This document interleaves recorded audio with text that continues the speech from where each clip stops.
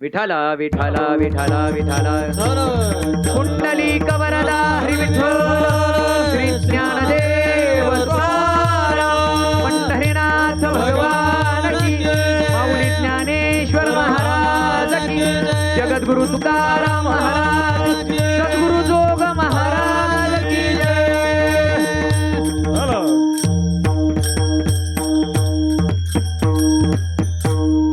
महाराजांच्या अभंगांवर लोक प्रेम करू लागले. महाराज अभंगाच्या द्वारा लोकांना प्रबोधन करू लागले. समाजातील एकही घटक जगद्गुरु तुकाराम महाराजांच्या नजरेतून बाजूला गेलेला नाही. अधिकार तैसा करू उपदेश साहे ओझे त्यास तेची द्यावे. अधिकार तैसा दाविला मार्ग चालत आहे मग कळू आले. म्हणजे ज्याचा जसा अधिकार, ज्याची जशी योग्यता, ज्याची जशी कुवत, ज्याची जशी ऐपत, ज्याची जशी बौद्धिक उंची, त्या पद्धतीने जगद्गुरु तुकाराम महाराजांनी प्रत्येकाला उपदेश केलेला आहे. म्हणून जगद्गुरु तुकाराम महाराज समाजातील सर्व घटकांना उपदेश करतात. मग ते विद्यार्थ्याला करतात, मग ते गृहस्थाश्रमाला करतात, मग ते वानप्रस्थाला करतात, ते संन्यासाला करतात, सगळ्यांना उपदेश करतात. आणि मग समाजातील सर्व घटकांना उपदेश करत असताना जगद्गुरु तुकाराम महाराजांच्या उपदेशाने समाजमन ढवळून निघायला लागलं आणि लोक भारावायला लागले. लोक तुकाराम महाराजांच्या प्रेमात पडू लागले. ज्या इतर तत्कालीन असणाऱ्या कीर्तनकारांच्या कीर्तनाला गर्दी होत होती, आता ती गर्दी ओसरू लागलेली होती. आता देहूच्या विठ्ठल मंदिरामध्ये जगद्गुरु तुकाराम महाराजांचं कीर्तन आहे कळालं की हे तोबा गर्दी व्हायची. सगळं मंदिर तुडुंब भरून जायचं आणि लोकांकरता जगद्गुरु तुकाराम महाराजांची कीर्तन सेवा ऐकणं म्हणजे एक प्रकारची मोठी पर्वणी होती. मग तत्कालीन असणारे जे काही धर्मपंडित होते, धर्मप्रचारक होते, धर्मावर काहींनी आपला मक्ता त्या ठिकाणी मिळवलेला होता किंवा मक्तेदारी समजत होते, अशा वृत्तीची जी माणसं होती त्यांना मात्र जगद्गुरु तुकाराम महाराजांचं हे वर्चस्व काही सहन होईना. जगद्गुरु तुकाराम महाराजांचा अधिकार उत्तरोत्तर वाढू लागलेला आहे. जसा त्यांचा अधिकार वाढू लागला तशी या असणाऱ्या धर्ममार्तंडांची, की जे खऱ्या अर्थाने समाजाला काहीतरी वेगळ्या दिशेने त्यांची दिशाभूल करण्याचं काम करत होते, त्यांच्या अंतकरणामध्ये जळफळाट व्हायला लागला. त्यापैकी असणारा मंबाजी बुवा, की जो तुकाराम महाराजांच्या कीर्तनाला नाईलाजाने येऊन बसायचा. लोक तुकाराम महाराजांच्या कीर्तनामध्ये दंग होऊन जायचे आणि ते सगळं पाहिल्यानंतर त्याच्या अंतकरणामधला मत्सर वाढू लागायचा. त्याला असं वाटायचं, मी एवढं कीर्तन करतोय, इतके वर्ष झाले मी कीर्तन करतोय, पण माझ्या कीर्तनामध्ये इतके लोक काय मग्न होत नाही, देहभान विसरून जात नाही. या तुकारामाच्या कीर्तनामध्ये असं काय आहे की हे सगळे देहभान विसरायला लागले. आणि मग त्याच्या अंतकरणामध्ये तुकाराम महाराजांविषयीचा द्वेषभाव वाढू लागला. मग तो विचार करायला लागला की जगद्गुरु तुकाराम महाराजांचं नामोहरण कसं होईल, समाजातील त्यांची पत प्रतिष्ठा कशी कमी होईल, त्यांच्या चारित्र्यावर कसे शिंतोडे उडवता येतील, त्यांचं चारित्र्य हनन कसं करता येईल, याकरता नाना प्रकारचे तो प्रयत्न करू लागला. पण प्रयत्नाला फळ येत नव्हतं, प्रयत्न सफल होत नव्हते.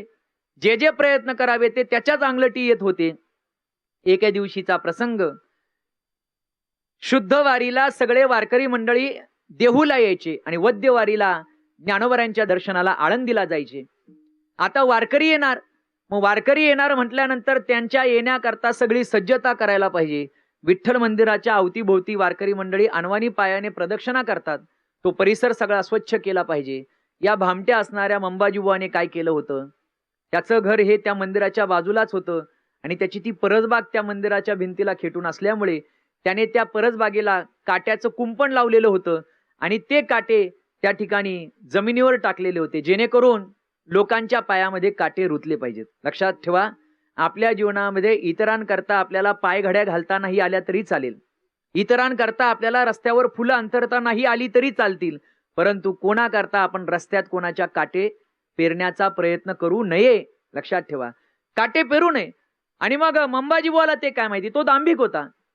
आणि मग अशा परिस्थितीमध्ये जगद्गुरु तुकाराम महाराज तो रस्ता स्वच्छ करत असताना, झाडत असताना काट्याच्या कुंपणाला धक्का लागला आणि कुंपण खाली पडलं. बस, मंबाजीबुवाला हेच पाहिजे होतं, काहीतरी कारण मिळावं आणि या तुकारामाला धडा शिकवावा. माडीवरून त्याने ते सगळं पाहिलं, तरातरा खाली उतरलेला आहे, काट्याची काठी हातामध्ये घेतले आणि एखाद्या जनावराला झोडपून काढावं अशा पद्धतीने त्याने मारायला सुरुवात केली. पहा, ऐन तारुण्यामध्ये असणारे जगद्गुरु तुकाराम महाराज की ज्यांच्याकडे शरीराचं बळ होतं, पण तरी देखील त्यांनी विरोध केला नाही. मंबाजीबुवाला ठरवलं असतं तर तिथेच त्यांनी मारलं असतं, विरोध केला असता. पण जगद्गुरु तुकाराम महाराज देवाचा धावा करतात. बर्वे केले देवा बर्वे केले, पाहोनिया अंत क्षमा अंगी काठीवरी मारविले. देवा बरं केलं, माझ्या ठिकाणी असणारा क्रोधाग्नी तू या निमित्ताने परीक्षा घेऊन विझवण्याचं काम केलेलं आहे. मंबाजीबुवाला विरोध केला नाही. कीर्तनाला गेले. घरी गेल्यानंतर पाठीची चाळण झालेली होती, रक्तबंबाळ झालेली होती सगळी पाठ. आवली मातेने पाहिले आणि पाहिल्यानंतर शिव्याची लाखोली व्हायला सुरुवात केली आणि एक एक काटा त्या मातेने काढावा. जगद्गुरु तुकाराम महाराज तसेच कीर्तनाला जाऊन उभे राहिलेले आहेत. श्रोत्यांमध्ये पाहिलं, न्याहाळून पाहिलं, निरीक्षण केलं. नेहमी समोरच्या बाजूला बसणारे मंबाजीबुवा, पण आज मात्र ती जागा रिकामी दिसते. का बरं नाही आले मंबाजीबुवा? आणि मग लक्षात आलं, कोणीतरी सांगितलं मंबाजीबुवांचं अंग दुखतंय. अच्छा, म्हणजे दुपारी मला काट्याच्या काठीने मारल्यामुळे त्यांच्या अंगाला वेदना झाल्या असतील. आता खरं सांगा बरं, मार खाणाऱ्याला जास्त त्रास होतो की मार देणाऱ्याला? तुमचा अनुभव काय? म्हणजे मार खाणाऱ्याला खरं तर त्रास होतो, पण इथे मार देणाऱ्याला त्रास झाला असं तुकोबराय समजतायत. तेलाची वाटी घेऊन जातायत आणि हे सगळं पाहिल्यानंतर मंबाजीबुवा खजील होते.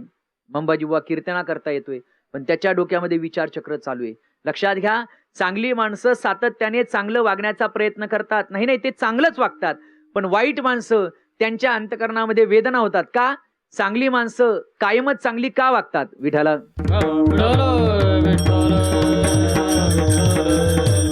म्हणून आपल्या चांगुलपणाचा वाईट लोकांना त्रास जरी झाला तरी चांगल्या माणसाने चांगलं वागणं कधीही सोडायचं नाही. चांगलंच वागायचं, भले त्याचा कोणाला त्रास हो, त्याबद्दल द्वेष वाटो, मत्सर वाटो, पण आपण चांगुलपणा कदापि सोडायचा नाही. जगद्गुरु तुकाराम महाराजांची कीर्ती अगदी वाऱ्या हाती माप वाहे सज्जनाचे, कीर्तिमुख त्यांचे नारायण. मग त्या मंबाजीबुवाने काय करावं? आता या पद्धतीने मारूनही ते काही जागेवर यायला तयार नाही. लोकांमध्ये तर कीर्ती दिवसेंदिवस वाढूच लागलेली आहे. मग आता चारित्र्य हनन केलं की मग नक्की तुकाराम महाराजांचा अधिकार, योग्यता, नावलौकिक कमी झाल्याशिवाय राहणार नाही. महाराज भंडारा भामचंद्र या डोंगरावर भजना करता जायचे. त्या काळामध्ये निबिड अरण्य, म्हणजे दिवसात चिटपाखरू सुद्धा नाही, निबिड अरण्य, इतकं शांतता. आणि अशा शांत असणाऱ्या जागेवर महाराज त्या ठिकाणी भजन करण्याकरता जायचे. हे त्या मंबाजीबुवाला माहिती होतं. कोणा एका असणाऱ्या कुटील स्त्रीला काही पैसे देऊ केले आणि तिला सांगितलं की बाई तू तिथे जा आणि त्या तुकारामाचं चारित्र्य हनन कर, त्याला निकृष्ट पद्धतीची मागणी कर. आणि म्हणून ती स्त्री नटापटा केलेला आहे, शृंगार केलेला आहे, अगदी दिसायला सुंदर होती, त्यात परत आभूषण चढवलेले, शृंगार केलेला आहे. आणि महाराज ज्या ठिकाणी भजन करण्याकरता बसलेले होते त्या ठिकाणी जाऊन ती स्त्री वेगवेगळ्या प्रकारचे हावभाव करायला लागली, नृत्य करायला लागली. महाराज डोळे बंद करून भजन करतायत. रामकृष्ण हरी रामकृष्ण हरी रामकृष्ण हरी रामकृष्ण हरी रामकृष्ण हरी रामकृष्ण हरी रामकृष्ण हरी रामकृष्ण हरी रामकृष्ण हरी रामकृष्ण हरी रामकृष्ण हरी रामकृष्ण हरी. त्या स्त्रीला वाटलं 10 मिनिटाचं भजन थांबेल, थोड्या वेळात 15 मिनिटं झाले, अर्धा तास झाला, 1 तास झाला, 2 तास झाले, तरी सुद्धा महाराज डोळे उघडायला तयार नाही आणि त्या स्त्रीकडे पाहायला तयार नाही. सरते शेवटी तिच्या लक्षात आलं, हा बाबा काही लवकर डोळे उघडणार नाही. आता आपणच याला जागं केलं पाहिजे, वृत्तीवर आणलं पाहिजे. जवळ गेली, खांद्याला धरलं, गदगदा हलवलं. ओ महाराज, अहो डोळे उघडा, बघा तुमच्या करता नटून थटून मी आलेली आहे आणि तुम्ही डोळे बंद करून भजन करताय. किती सुंदर वातावरण आहे, इथे माणूसही नाहीये, निबिड अरण्य आहे, शांत वातावरण आहे, इथे तुम्ही आणि मी आपण दोघे एकटेच आहोत. जगद्गुरु तुकाराम महाराज अत्यंत करुण भावनेने त्या स्त्रीकडे पाहतात आणि तिला म्हणतात, माते काय अपेक्षा आहे तुमची? ती म्हणे, काही नाही, माझ्या शरीराची इच्छा तुम्ही पूर्ण करा. जगद्गुरु तुकाराम महाराजांनी कानाला हात लावावा. माते, तू जरी निकृष्ट इच्छा ठेवून इथे आलेली असली तरी तुझी इच्छा पूर्ण करणारे आम्ही मात्र ते कोण नाही आहोत. जाईव तू माते न करी सायास आम्ही विष्णुदास तैसे नभो आम्ही विष्णुदास तैसे न जाईव तू माते न करी सायास आम्ही विष्णुदास तैसे नभो आम्ही विष्णुदास तैसे न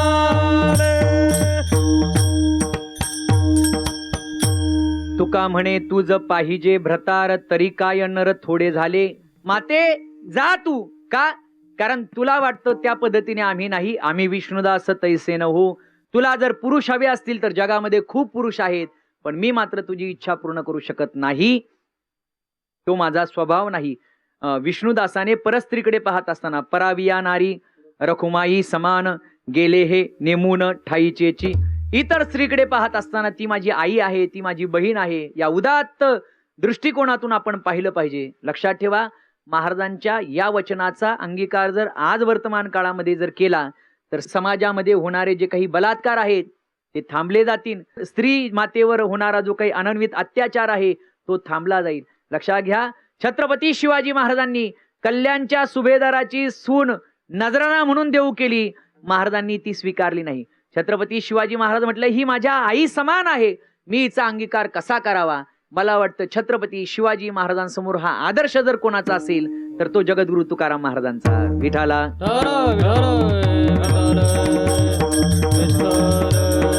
परस्त्री पाठवली, तिने देखील जगद्गुरु तुकाराम महाराजांचं नामोहरण होत नाहीये. मग सरते शेवटी काय करावं. मग आता तुकाराम महाराजांची तक्रार दशग्रंथी असणाऱ्या रामेश्वर भट्टांपर्यंत पोहोचवली. ऐकलं का रामेश्वर भट्टजी, आपण प्रकांड विद्वान आहात. आपण एवढे विद्वान असताना देखील आमच्या देहू गावामधील एक तुकाराम विद्वत्तेची शेखी मिरवतोय. वेदाचा तो अर्थ आम्हासीच ठावा ये राणी वहावा भार माथा. त्याला फार वेद कळतात असं सांगतोय. सामान्य कुळामध्ये जन्माला आला, वेद पठणाचा अधिकार नसताना देखील वेदाचं तत्वज्ञान प्राकृत म्हणजे मराठी भाषेमध्ये लोकांपर्यंत पोहोचवतोय. आणि मी खूप ज्ञानी, मी फार बुद्धिमान, अशा प्रकारची शेखी मिरवतोय. त्याला तुम्ही धडा शिकवा. रामेश्वर भट्टांनी कोणत्याही प्रकारची शहानिशा न करता जगद्गुरु तुकाराम महाराजांना वाघोली येथे बोलवलं आणि बोलवल्यानंतर सांगितलं, हे पहा, तुम्ही जे अभंग निर्माण करता त्या अभंगाची समाजाला गरज नाहीये. जगद्गुरु तुकाराम महाराज अत्यंत विनयाने हात जोडून उभे राहिलेले आहेत. भूदेव, तुम्ही जी आज्ञा मला करत आहात, पण लक्षात घ्या, मी माझ्या स्वतःच्या बुद्धीने हे अभंग निर्माण केले नाही. मग साळुंकी मंजुळ बोलतसे वाणी शिकविता धनी वेगळाची. मी खऱ्या अर्थाने जर हे अभंग कशा माध्यमातून निर्माण करत असेल तर ही माझ्यावर असणारी भगवंताची विशेष कृपा आहे. त्यांनी खऱ्या अर्थाने मला जाग केलं आणि मला त्यांनी आज्ञा केली की तुम्ही अभंग निर्माण करा. म्हणून मी जरी बोलताना दिसत असलो तरी बोलवणारा धनी मात्र वेगळा आहे. विठाला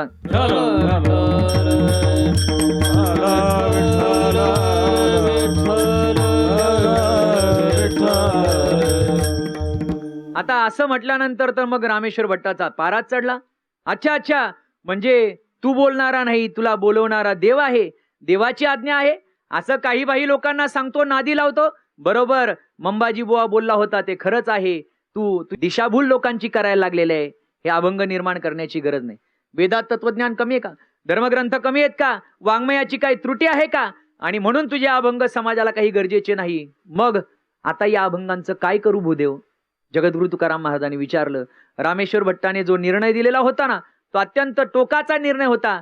जे तू अभंग निर्माण केलेले ते अभंग निर्माण करणं बंद कर आणि निर्माण केलेल्या अभंगाच्या बाडाला दगड बांध आणि ते अभंग इंद्राणीच्या डोहामध्ये टाकून दे, फेकून दे. गरज नाही त्या अभंगाची समाजाला. हृदयाला अत्यंत वेदना महाराजांच्या झालेल्या. महाराज जड अंतकरणाने देहू गावामध्ये आले. कोणाड्यामध्ये ठेवलेले अभंगाच्या वह्या होत्या त्या उचलल्या, कपड्यामध्ये बांधल्या, काठावर आले, त्याला दगड बांधले आणि ते अभंग महाराजांनी पाण्यामध्ये समर्पित केले. हा सगळा प्रकार महाराजांच्या पत्नी आईसाहेब आवली माता पाहत होत्या आणि त्या महाराजांना आवली माता सांगत होत्या, महाराज हे करू नका, कारण तुम्ही मुलाबाळांचा विचार केला नाही. अहोरात्र तुम्ही डोंगरांवर जात होते, कीर्तन करत होते, प्रपंचापेक्षाही तुम्ही या गोष्टीकडे जास्त लक्ष देत होते, याचा अर्थ असा आहे की प्रपंचापेक्षाही तुम्ही करत होते त्या कार्याला विशेष श्रेष्ठत्व आहे, महत्व आहे. आणि अशा परिस्थितीमध्ये हे अनमोल अभंग तुम्ही निर्माण केलेले आणि ते अभंग पाण्यामध्ये बुडवायला लागले, हे काही योग्य नाहीये. महाराजांनी कोणाचं ऐकलं नाही, अभंग पाण्यामध्ये बुडवले, महाराज मागे फिरले.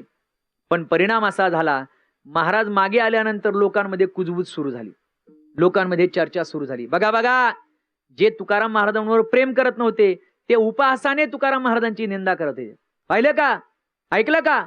अहो तो बोल्लोबांचा तुकोबा, बाप गेल्यानंतर सगळ्या संसाराची राख रांगोळी केली, जे काही खतपत्राच्या वह्या होत्या त्या पाण्यामध्ये बुडवल्या, त्याला साधा प्रपंच जमला नाही आणि आता परमार्थही जमला नाही. आता अभंगाच्या वह्या सुद्धा पाण्यामध्ये बुडवल्या, म्हणजे याला संसारही जमला नाही आणि परमार्थही जमला नाही. देवना संसार तुका दोहीकडे चोर, किंवा अजून एक प्रमाण आहे, देवना संसार दोही ठाई नाही थार, दोन्हीकडेही थारा मिळालेला नाहीये. सातत्याने हे शब्द महाराजांच्या कानावर पडू लागले, कानामध्ये तप्त सिसव होतावं, अशा प्रकारच्या वेदना महाराजांच्या अंतकरणाला झालेल्या आहेत. आणि मग महाराजांनी ठरवलं की आता निर्वाण करायचं, आता अन्न पाण्याचा त्याग करायचा आणि ज्या डोहामध्ये अभंगाच्या वह्या बुडवलेल्या होत्या त्याच डोहाच्या काठावर बसायचं आणि देवाचा धावा करायचा. महाराजांनी एक शिळा पाहिलेली, त्या ठिकाणी महाराज बसलेत. बसल्यानंतर देवाचा धावा करतायत. विठ्ठला विठ्ठला विठ्ठला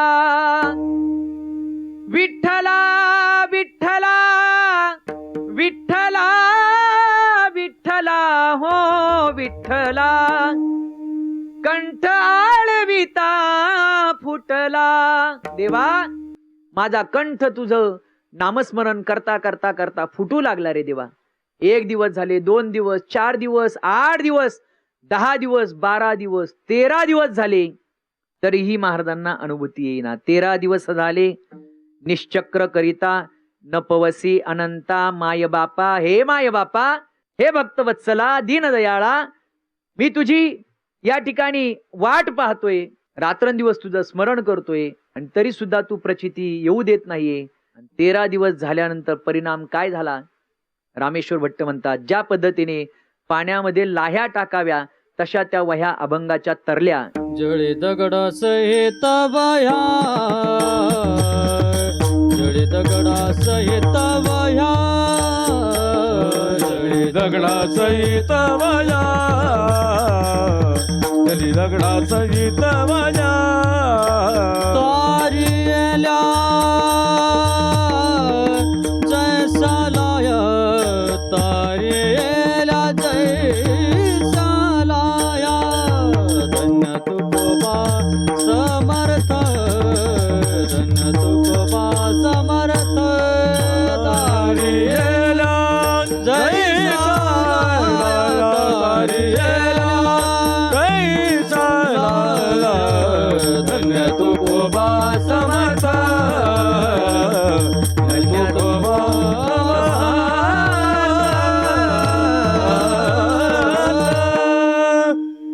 जळी दगडा सहित वह्या, तारियेल्या जैसा लाह्या, लाह्या जशा पाण्यामध्ये तरंगाव्या तद्वत जगद्गुरु तुकाराम महाराजांनी जे अभंग बुडवलेले होते ते केवळ फक्त अभंगवर नाही आले, दगडासहित वह्या, दगडासहित वह्या वर आल्या. लक्षात घ्या, आमचे गुरुवर्य नेहमी सांगतात, त्या इंद्राणीच्या पाण्यामध्ये जे अभंग बुडवलेले होते आणि त्याला जे दगड बांधलेले होते, अभंग तर तरले पण त्याचबरोबर दगडही तरले. पण कोणते तरले? जे अभंगाला बांधलेले होते. म्हणून आपणही तरावं असं जर वाटत असेल तर आपण अभंगाशी बांधिलकी करायला हवी. विठाला इकडे रामेश्वर भट्ट वाघोलीला जात असताना मदोन्मत्त झालेला होता. रस्त्याने प्रवास करत असताना अनगड शहा फकीर त्याच्या विहिरीमध्ये स्नान केलं. परिणाम काय झाला? सर्वांगाचा दाह होऊ लागला. ज्ञानोबरायांवर नितांत श्रद्धा. ज्ञानोबरायांजवळ धरणं धरलं. ज्ञानोबरायांनी सांगितलं, रामेश्वर भट्ट, तुमच्याकडून काहीतरी अपराध घडलेला आहे, त्याची तुझ काही घडली रे निंदा, म्हणून हे बाधा जडली तुझ. काहीतरी जगद्गुरु तुकाराम महाराजांविषयी तुमचा अपराध घडलेला आहे, काय करावं? अशा परिस्थितीमध्ये एक शिष्य पाठवला आणि त्या शिष्याकडे जगद्गुरु तुकाराम महाराजांनी एक अभंग दिला. चित्त शुद्ध तरी शत्रू मित्र होती व्याघ्रहीन खाती सर्पतया. हा अभंग रामेश्वर भट्टांनी वाचला आणि रामेश्वर भट्ट म्हणतात, झाले हे आराम देह माझे, झाले हे आराम देह माझे झाले आराम, झाले माझे हरे राम. मने रामेश्वराच्या समागमे, झाले आराम देह माझे, झाले आराम देह माझे. म्हणे रामेश्वर झाले हे आराम देह माझे, झाले हे आराम देह माझे. रामेश्वर भट्ट की जे आज्ञा करतायत अभंगाच्या वह्या पायामध्ये बुडवून टाका, म्हणजे कधी काळाचे असणारे शत्रू, कट्टर शत्रू. पण आता मात्र जगद्गुरु तुकाराम महाराजांचा अनुभव प्रचिती आल्यानंतर तुकाराम महाराजांचे जे काही प्रमुख 14 टाळकरी आहेत, त्या 14 टाळकऱ्यांमध्ये प्रथम क्रमांकाचे टाळकरी म्हणून ज्यांना मान मिळावा ते असणारे कोण जर असतील तर ते रामेश्वर भट्ट वाघोलीकर. विठाला. आणि मग काय, अशा पद्धतीने जगद्गुरु तुकाराम महाराजांचा अधिकार लोकांना कळू लागला, प्रचिती येऊ लागली, कीर्तन होऊ लागले, कीर्तनातून समाज मन ढवळून निघायला लागलं, लोकांना आनंद वाटायला लागला, अनेकांना आपल्या उद्धाराचा मार्ग भेटू लागलेला आहे. लक्षात घ्या, कीर्तन करणारे जगद्गुरु तुकाराम महाराज, आमच्यासारखे सामान्य विद्यार्थी त्यांच्या अभंगावर कीर्तन करतात तर लोक भारावून जातात. तर साक्षात जगद्गुरु तुकाराम महाराज कीर्तन करत असतील तर त्यावेळेस काय प्रसन्न वातावरण असेल.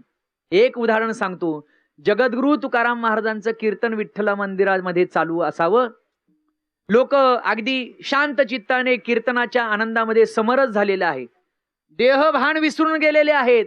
आणि देहभान विसरून गेले असताना पूर्वीच्या काळी रात्रीच्या वेळेला उजेड पडावा याकरता मशाल लावली जायची, मशाल पेटवली जायची आणि ती मशाल घेणारे त्यांना मशालजी म्हटलं जायचं. तुकाराम महाराजांचं कीर्तन चालू होतं, लोक सगळं विसरून गेले आणि विसरून गेल्यानंतर लोक त्या कीर्तनामध्ये एवढे तद्रूप झाले, श्रोते तद्रूप झाले. यात काय विशेष, ज्याने हातात मशाल घेतली होती तोही सगळं विसरून गेला. म्हणजे त्या मशालीला तेवत ठेवण्याकरता वेळेवेळेला त्याच्यात तेल टाकलं पाहिजे, विसरला तो. आणि परिणाम असा झाला की मशाल त्या ठिकाणी विझली गेली. आणि आता मशाल विझलेली आहे म्हटल्यानंतर मंदिरामध्ये अंधार झाला पाहिजे ना, पण तसं झालं नाही.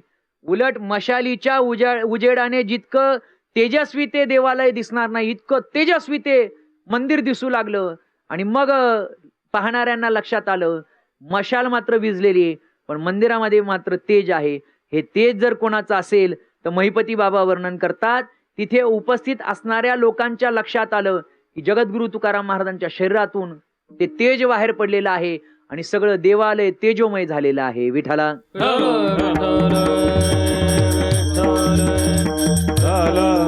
म्हणजे कीर्तन चांग हो अंग हरिरूप, अशा प्रकारची पारमार्थिक उच्च कोटीची अनुभूती तत्कालीन असणाऱ्या लोकांना येऊ लागली. जगद्गुरु तुकाराम महाराज हे असे काही अलौकिक संत होऊन गेले की अन्य संतांमध्ये त्यांच्यामध्ये वेगळेपणा जर काय असेल तर पहा, दशग्रंथी असणारे रामेश्वर भट्ट की जे प्रकांड विद्वान आहेत पण त्यांना सुद्धा प्रचिती आलेली आहे. ते म्हणतात मला तुकाराम महाराजांचा अधिकार कळालेला आहे. रामेश्वर भट्ट जगद्गुरु तुकाराम महाराजांबद्दल बोलताना म्हणतात, मागे कवीश्वर झाले थोर थोर, झाले थोर थोर. मागे कवीश्वर झाले थोर थोर, झाले थोर थोर. मागे कवीश्वर झाले थोर थोर, झाले थोर थोर.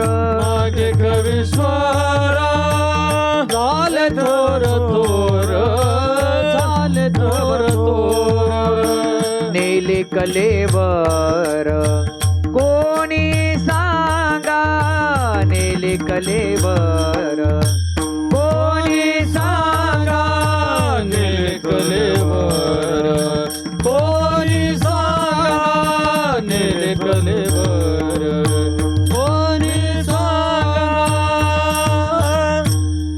मागे कवीश्वर झाले थोर थोर, नेले कलेवर कोणी सांगा. सांगा ना, आतापर्यंत किती काव्य निर्माण करणारे कवी झाले, अभंग निर्माण करणारे संतही झाले, पण देह घेऊन सदेह वैकुंठाला जाणारे जगद्गुरु तुकाराम महाराज एक विरळे आणि वेगळे साधू आहेत. आतापर्यंत देहासहित वैकुंठाला कोणी गेलेलं नाही. म्हणजे रामेश्वर भट्टांना देखील जगद्गुरूंची प्रचिती आलेली आहे. मने रामेश्वर सकळा पोसोने, मने रामेश्वर सकळा पोसोने, म्हणे रामेश्वर सकळा पोसोने, म्हणे रामेश्वर सकळा पोसोने. गेला तो विमानी पैसोनिया, गेला तो विमानी पैसोनिया, पंडित वैदिक अथवा दशग्रंथी, पंडित वैदिक अथवा दशग्रंथी. गेला तो विमानी पैसोनिया, गेला तो विमानी पैसोनिया, पंडित वैदिक अथवा दशग्रंथी, पंडित वैदिक अथवा दशग्रंथी. पंडित वैदिक अथवा दशग्रंथी परिसरी न पवती तुकयासी. पंडित असो, दशग्रंथी असो, वैदिक असो, पण त्यांची जगद्गुरु तुकाराम महाराजांच्या ठिकाणी सर येणार नाही. एवढे अलौकिक महाराज. म्हणजे तुकाराम महाराजांचा काय अधिकार सांगावा. रामेश्वर भट्ट म्हणतात, असे जगद्गुरु तुकाराम महाराज अलौकिक होऊन गेले, दिव्य होऊन गेले.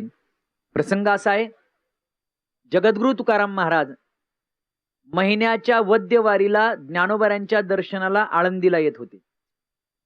ज्ञानोबरायांवर त्यांची प्रगाढ निष्ठा होती आणि अशा परिस्थितीमध्ये ज्ञानोबरायांचं दर्शन करून सुवर्ण पिंपळाला प्रदक्षिणा मारण्याकरता जगद्गुरु तुकाराम महाराज आले. महाराजांच्या येण्याची चाहूल लागली. तेव्हा काय फार लोक नसायचे आळंदी, पंढरी, देहू इथे. येण्याची चाहूल लागली आणि असणारे पक्षी सगळे उडून गेले. त्या पिंपळाच्या पाराजवळ असणारे सगळे पक्षी उडाले. तुकाराम महाराजांच्या अंतकरणाला दुःख झालं. माझ्याकडून काहीतरी उपद्रव होईल अशा भावनेने हे पक्षी उडून गेले. म्हणजे अजूनही माझ्या ठिकाणी विकार आहेत, अजूनही माझ्या ठिकाणी दोष आहेत.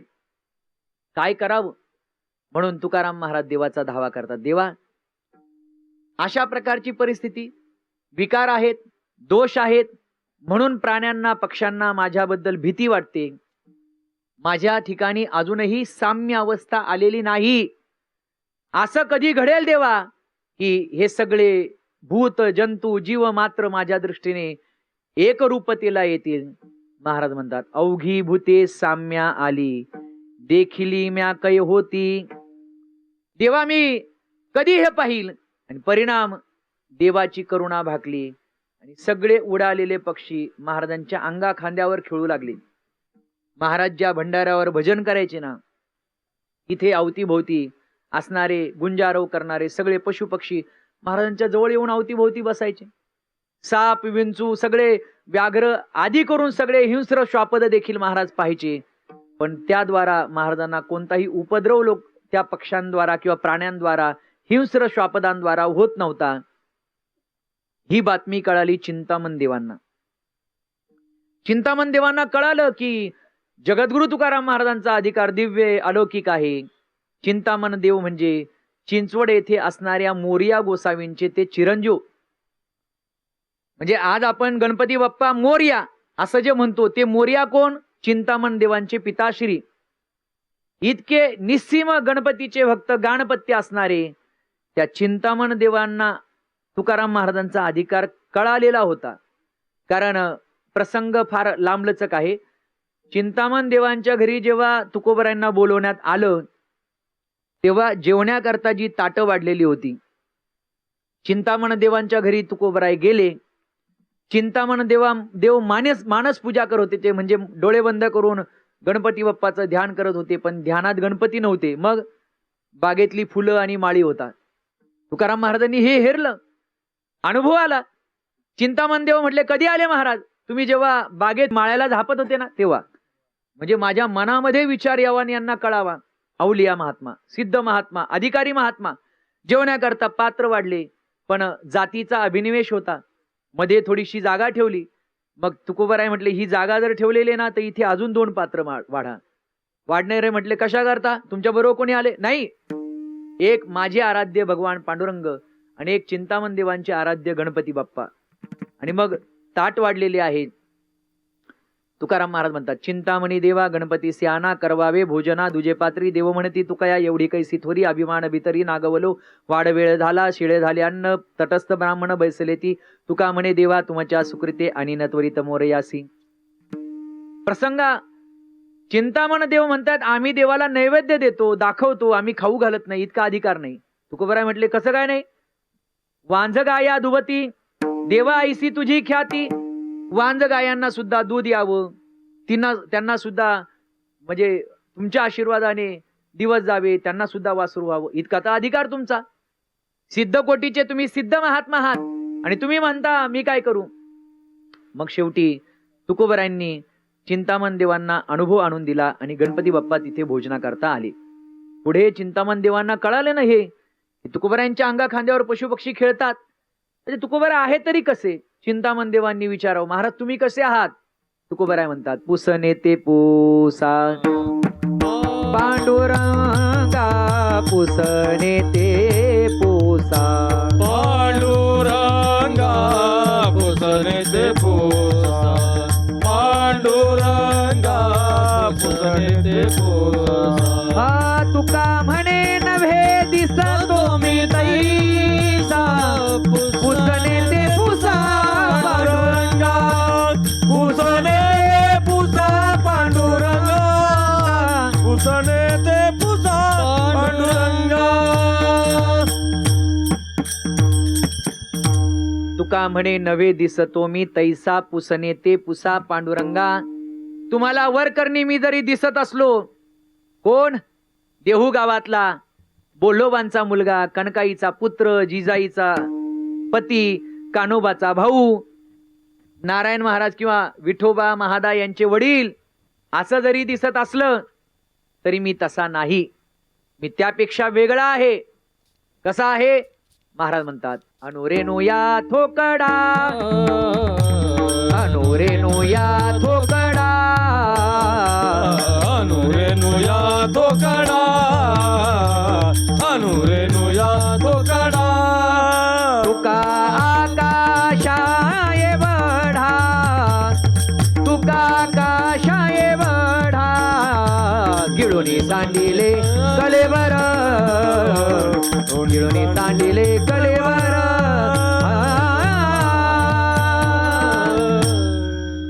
महाराज तुम्ही कोण आहात, कसे आहात?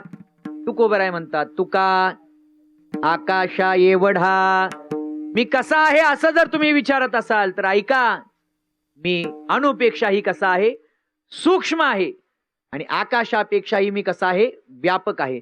सूक्ष्म अतिसूक्ष्म, व्यापकामध्ये अतिव्यापक. म्हणजे तुम्ही जसं मला समजता तसा मी नाही.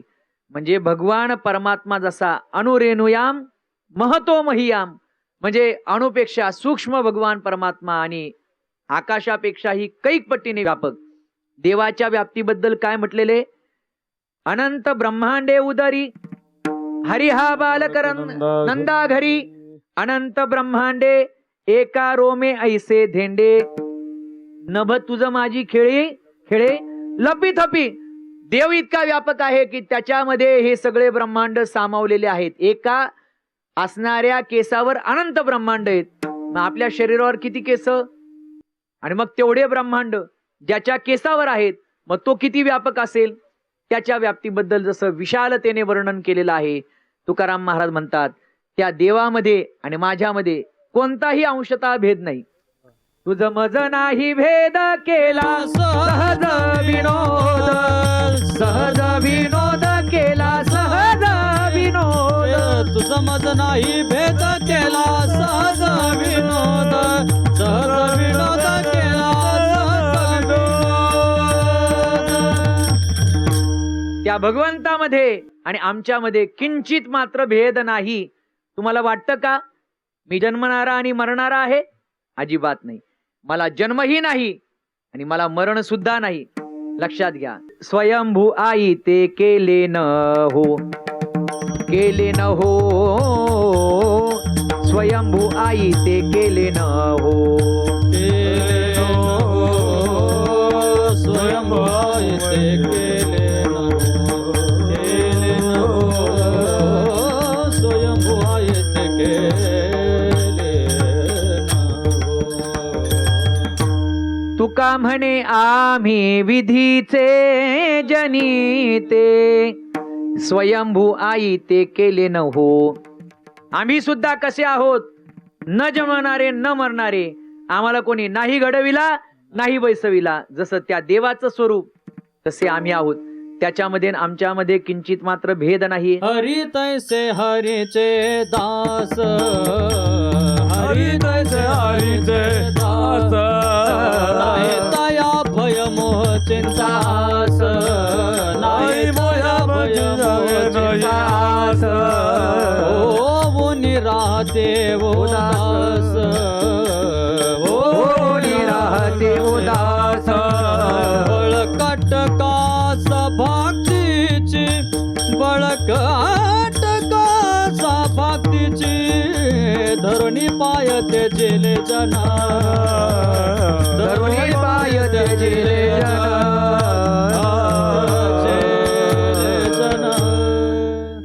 जसा हरी तसेच त्या हरीचे दास सुद्धा आहेत. म्हणून तो अंशी आहे ना आपण अंश आहोत. ममै वंशो जीव लोके जीवभूत सनातन मनःष्ठानी निंद्रियानी प्रकृती स्थानी कर्षती. अशा पद्धतीने त्या भगवान परमात्म्याचेच आम्ही कोण आहोत?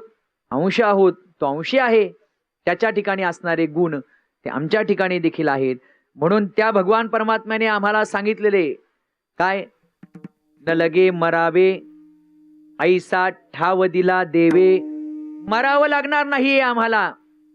जग जरी मरणार असेल तरी आम्ही मरके नाही. जगा काळ खाय आम्ही माथा दिले पाय. जगाला काळ गिळंकृत करणारा आहे. न्याहाळीपा केवडा पसरलासी चवडा, करुणिया माझी वडा आकार गजू. या जगातील सगळे पदार्थ त्या काळाच्या मुखामध्ये चाललेले आहेत. पण महाराज म्हणतात आम्ही मात्र त्या काळाच्या पासून काय सुखरूपपणे सुटलेलो आहोत. काळाच्या हातातून आमची आता सुटका झालेली आहे. आता आम्ही काळाच्या आहारी जाणार नाही, काळाच्या अधीन आम्ही जाणारे नाहीत. म्हणून भगवान परमात्म्याने आम्हाला तशा पद्धतीचे संकेत दिलेले आहेत की आम्ही आता काळाच्या हाती सापडणार नाही. विठ्ठला विठ्ठल विठ्ठल विठ्ठल विठ्ठल विठ्ठल विठ्ठल विठ्ठल. न पडे या बाही काळा हाती. आता आम्ही काळाच्या हातात सापडणार नाही, तावडीत सापडणार नाही. का? कारण आता भगवान परमात्म्याने आम्हाला अभय दिलेला आहे. आता त्यांनी सांगितलेले की तुमच्यावर काळ काही करू शकत नाही. काळ गुलाम सलाम करी तू कया घरी राबत असे. काळाच्या अधीन जाणारे आपण. काळाचा विचार जरी केला तरी आपल्याला दरदरून घाम येतो. पण तुकाराम महाराज म्हणतात आम्ही मात्र त्या काळाला आमच्या दावणीला बांधलेले. तो आम्हाला गुलाम सलाम करतो. तो आमच्या पारतंत्र्यामध्ये आहे. आता आम्हाला काळ काही करू शकणार नाही. जगद्गुरु तुकाराम महाराजांना अशा प्रकारचा अनुभव आलेला होता. तुकाराम महाराज म्हणतात या देहाची आसक्ती ठेवून देहाविषयी ममत्व धारण करून जगणारी लोक वेगळे, देहाच्या विषयी अनासक्त भाव निर्माण करून देहाविषयी प्रीती जी आहे ती समूळ नष्ट करून या देहाच्या बाबतीत विचार करत असताना तुकाराम महाराज म्हणतात मरण माझे मज केले अमर, किंवा मरणाही आधी राहिलो मरोनी मग केले मनी होते तैसे. किंवा महाराजांचा एक प्रसिद्ध अभंग आहे. कोणता? हाती घेऊन या काठी तुका लागला कलेवरा पाठी. म्हणजे कलेवर म्हणजे हे देह पंचमहाभूताचा देह, आणि या देहाच्या विषयी ममत्व आपण धारण करतो.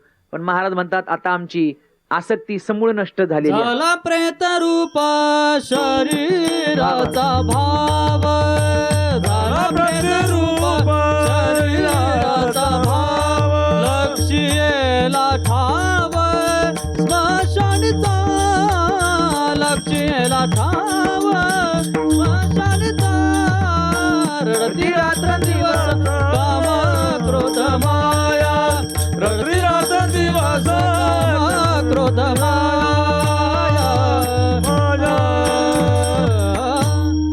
झाला प्रेतरूप शरीराचा भाव, लक्ष्येला ठाव स्मशानीचा, रडती रात्रंदिवस काम क्रोध माया, म्हणती हाय हाय यमधर्म. आपण सगळेजण तो अभंग नीट वाचून पहा. तुकाराम महाराज म्हणतात की आता आमचं जीवन एक वेगळ्या वाटेने निघालेलं आहे आणि म्हणून आता सामान्य लोकांसारखं मला या ठिकाणी मरावं लागणार नाही. माझा भगवान परमात्मा मला नेण्याकरता येणार आहे. महाराज कीर्तनाच्या द्वारा समाजाला उपदेश करू लागलेले आहेत आणि असं आपलं कार्य जे पूर्ण करायचं आहे ते पूर्णत्वाला पोहोचलेलं आहे. जे अभंग महाराजांना निर्माण करायचे ते अभंगही निर्माण करून झालेले आहेत.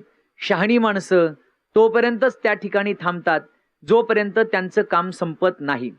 काम संपण्याच्या आधी जागा सोडत नाही आणि काम संपल्यानंतर त्या जागेवर थांबत नाहीत. विठाला